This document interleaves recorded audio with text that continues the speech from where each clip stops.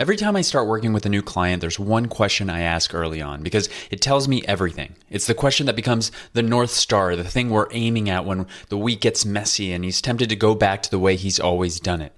I look at him and I say, if our time together was overwhelmingly successful, like a home run, what would that get you? And I've lost count of how many times I've heard the same answer. I just want peace. More peace in my marriage, peace in my home, peace when I walk through the door, peace when she talks to me, peace when something goes wrong, peace, peace, peace. And I get it because I remember saying the exact same thing when my own marriage was struggling. Back then, peace felt like the nicest, most reasonable thing a man could want. It sounded like I'm not asking for much, I just want things to be calm. But the more I've worked with men and the more I've worked on my own marriage, the more I realize something that's important. Peace is a byproduct. Peace is not what you aim for. Peace is what shows up when everything else is in place.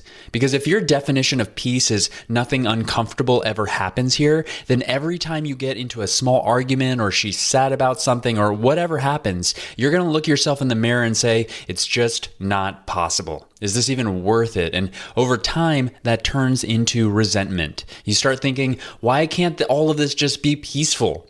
And the harder you try to squeeze the marriage into that easy, calm box, the more pressure you create, the more you avoid, the more you shut down, the more you start living like your main job is to keep the house emotionally quiet.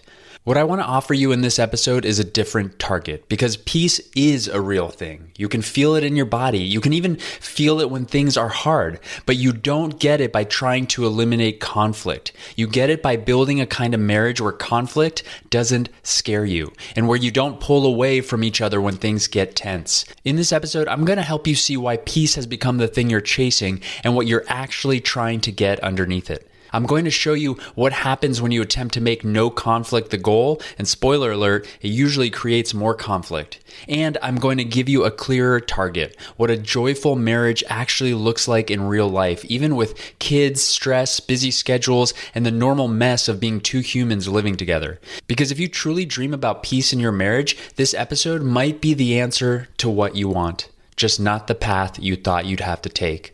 Stick around, you don't want to miss this one. Welcome to Better Husband, the podcast that helps you answer the question, how can I be a better husband? I'm Angelo Santiago, a men's marriage and relationship coach, and every week I bring you practical insights to help you strengthen your marriage and become the best husband you can be.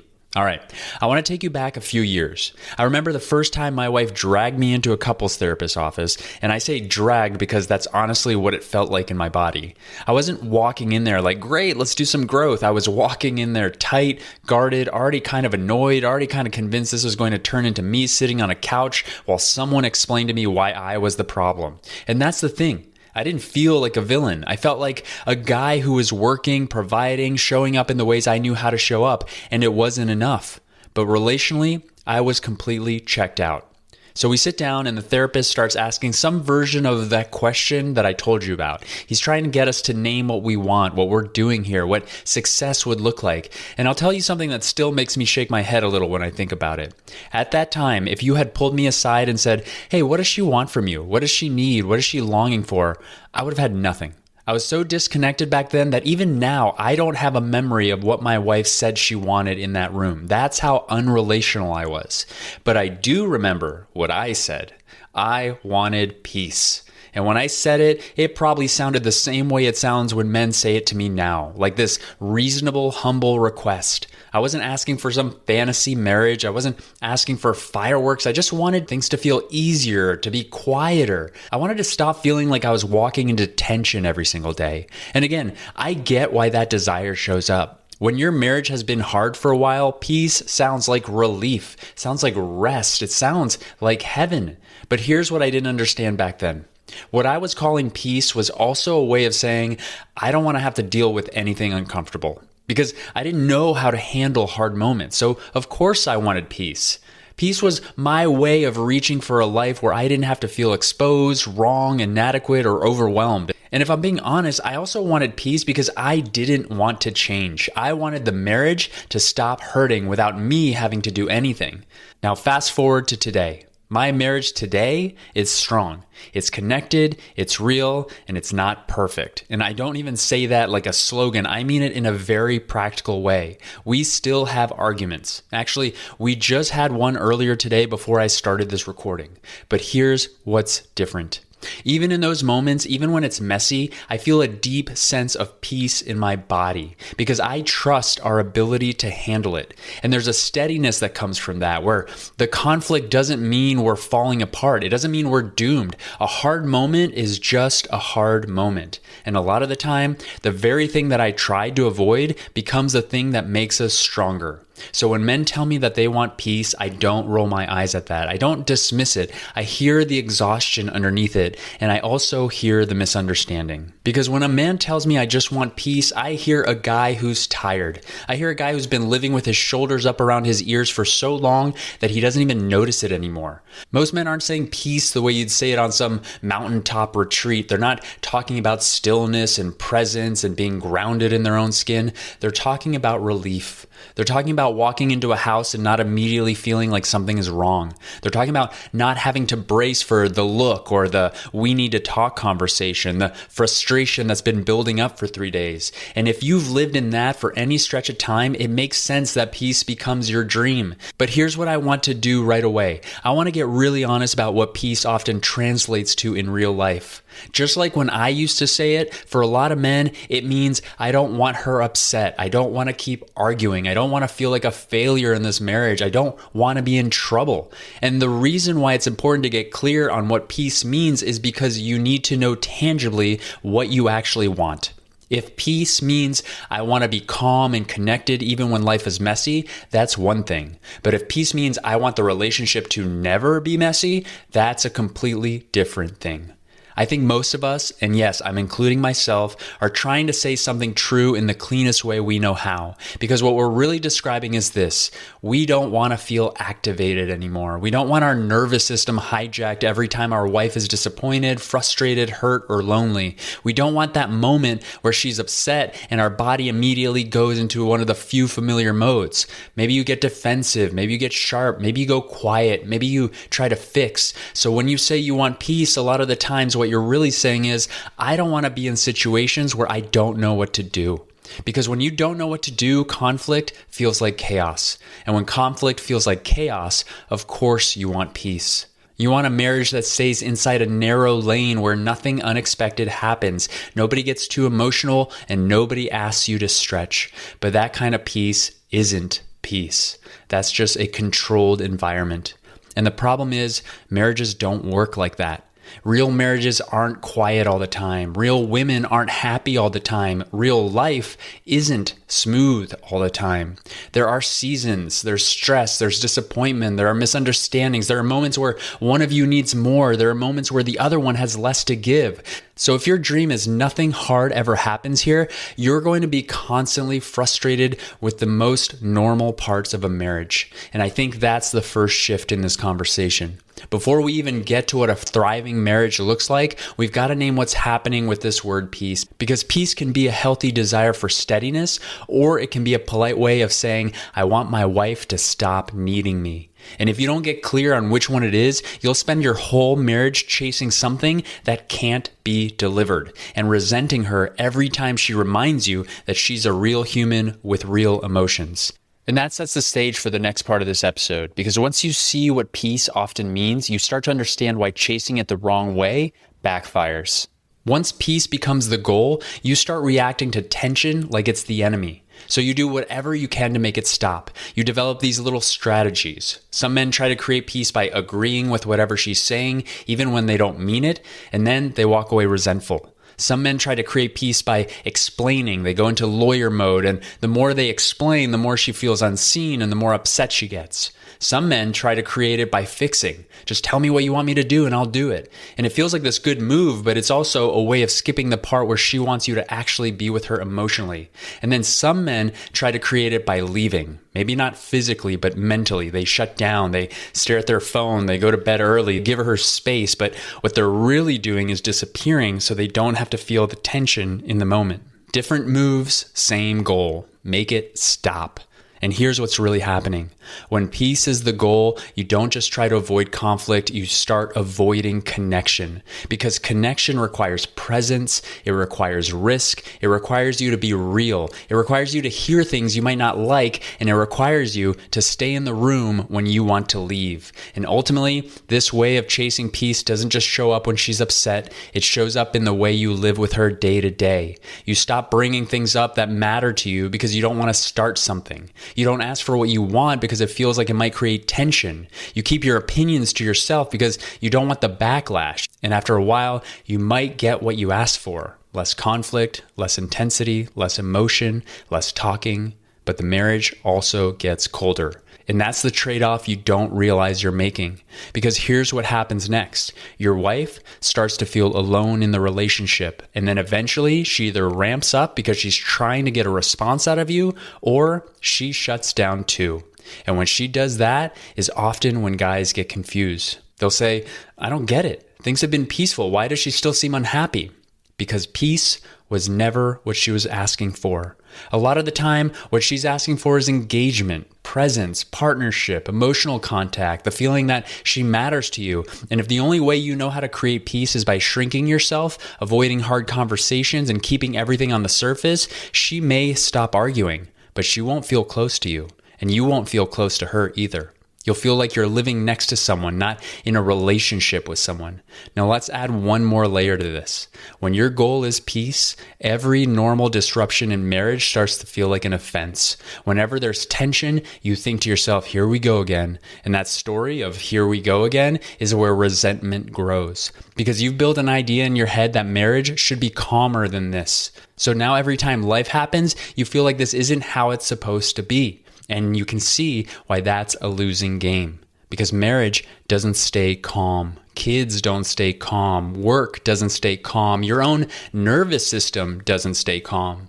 If peace is your target, you're basically setting yourself up to be disappointed by the normal reality of having a wife, of having a family, of building a life with another human. And what I want you to start seeing is this. The goal isn't to eliminate tension. The goal is to become the kind of man who can stay connected inside tension, because that's what actually creates the deep peace you say you want. So the real question becomes, how do you do that?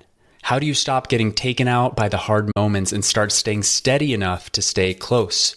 You do it by increasing your capacity.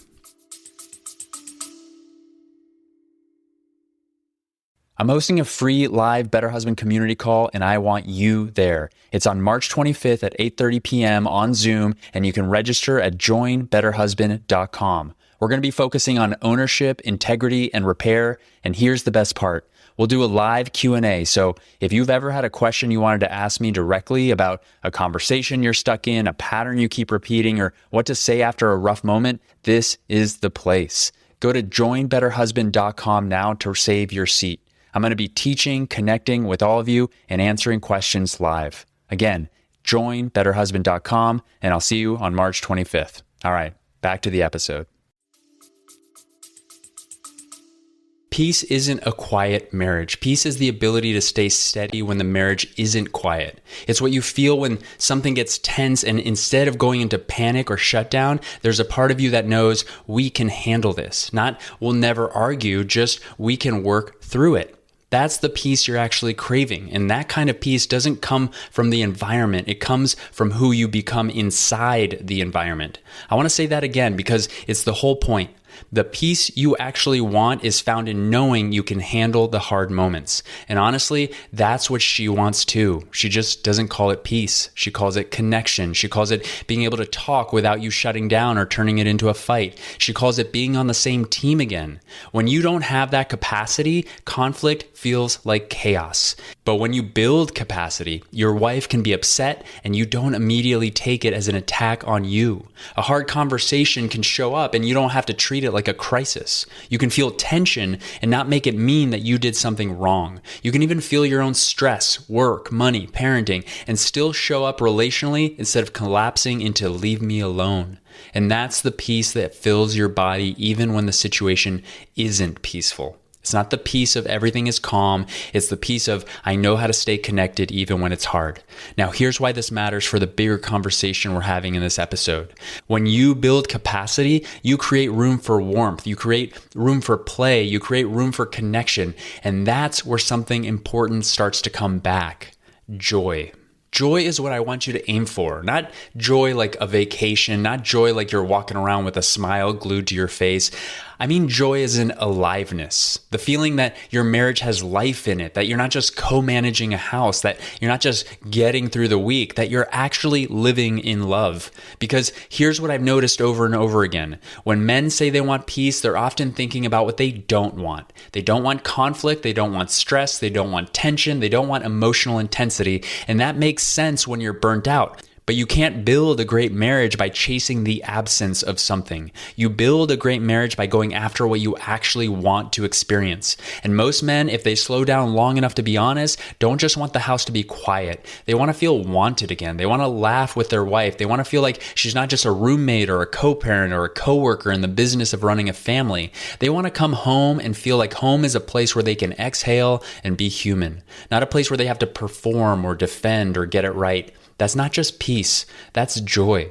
When joy is present, conflict doesn't carry the same weight because there's something else in the room with you. There's goodwill, there's connection, there's a baseline sense of we're here for each other. And if you don't have that, then every conflict becomes heavier than it needs to be.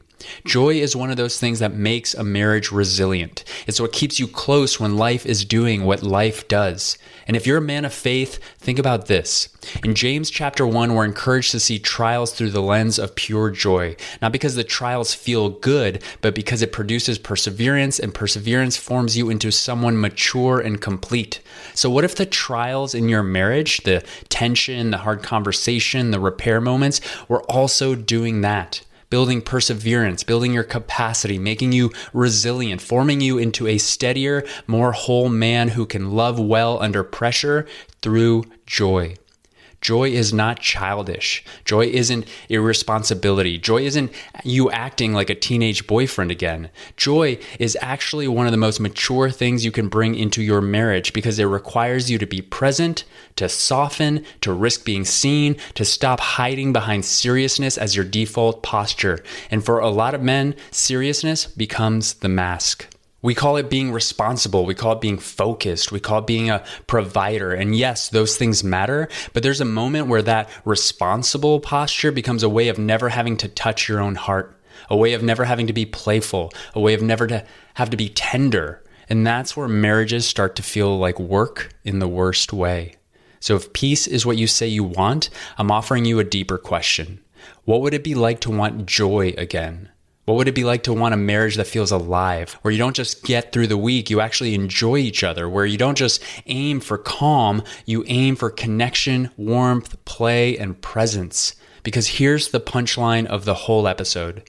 When joy becomes the target, peace starts showing up all on its own. Not the imaginary peace of nothing goes wrong, the real peace, the peace of I can handle this. And that's the peace you were looking for the whole time. All right, now I want to bring this home in a way that's practical and grounded. Let's move into awareness, action, and accountability. If you're listening to this and the word peace is really resonating, I want you to slow down and get honest about what that word means for you. So here's your awareness question. When you say you want peace, what are you actually trying to get away from? That's the awareness I want you to build. Because once you can tell the truth about what you mean by the word, you can stop chasing a fantasy and start working on facing what you're actually trying to avoid. So if peace is a byproduct and joy is the target, the action step isn't go be joyful. That's not helpful. Here's what I want you to do this week instead. Based on what you realize from the awareness question, I want you to have an honest conversation with your wife. Not in the middle of conflict, not while she's already upset, just in a normal moment. Share with her what you learned about yourself. And you're not doing this to get her to say anything back. You're doing it because this is you taking ownership. Here's one way to say it, but make it yours. Don't just repeat my words. Tap into what's true for you. It can sound something like this. Hey, I've been thinking about something. I've realized that when I say I want peace, what I'm really trying to do is avoid discomfort. And when things get tense, I know I blank, right? I shut down, I get defensive, I try to fix it fast, I get sharp, I withdraw, whatever it is for you. I can see how that might make you feel alone. I don't want to keep doing that. I'm working on building the capacity to stay present with you when things are hard instead of needing everything to be calm. I just wanted you to know that. And then stop. If she says something, listen. If she doesn't, that's fine too. The point is, you owned your part without making it her job to manage you through it. Now, last step. And I know I'm going to contradict myself here, but go be joyful. Not in the forced way, not in a rom-com husband way, and not because the internet told you to go buy some flowers or something. I mean, do one small thing every day this week that brings a smile to your wife's face. Maybe it's a quick note. Maybe it's a random, unexpected hug or appreciation for something specific she did, or sending her something that you know will make her laugh. Maybe it's taking something off her plate without announcing it like you deserve a medal. Just one small joy rep a day.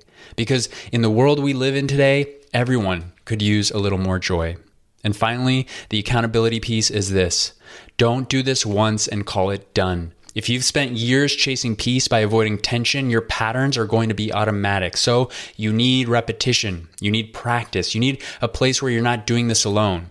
If you want support building that steadiness, learning how to stay present in conflict, how to repair, how to bring more joy and aliveness back into your marriage, that's exactly what we do inside Better Husband Academy. It's not just more content to consume, it's a place to practice. You've got the Better Husband course in there, yes, but more importantly, you've got community, live calls, and other men doing the same work, holding each other to a higher standard. Go to betterhusbandacademy.com once you're done here, and if you've got questions, you can always reach out to me. Now, if there's one thing I want you to take away from this episode, it's this. If you're chasing peace, you're just aiming at the wrong thing. Don't aim at a marriage where nothing gets hard. Aim at becoming the kind of man who can stay steady and connected when it does. Because peace starts showing up when you build capacity, when you stay present, when you repair, when you bring life back into the relationship instead of trying to keep everything emotionally quiet. That's the path. That's it for today. Thanks for listening to this episode. I hope you got something solid out of it, maybe a new North Star and a clear target to aim as you keep doing the work of becoming a better husband. I'm Angelo Santiago. You're listening to Better Husband. I'll see you on the next one. Thank you so much for listening. Before you go, I have a quick request. If you've ever gotten any value from the show and you want the show to continue to grow, to access bigger and more knowledgeable guests, and to keep providing you with more ways that you can be a better husband in your marriage, simply leave a rating and a review if you're listening on Apple or Spotify. It only takes a few seconds, and those reviews go a long way in attracting more experts and bigger guests to the show. So if you're feeling up to it, as a favor to me, I'd love to see a rating and a review from you. Thank you so much for being a listener and all your support.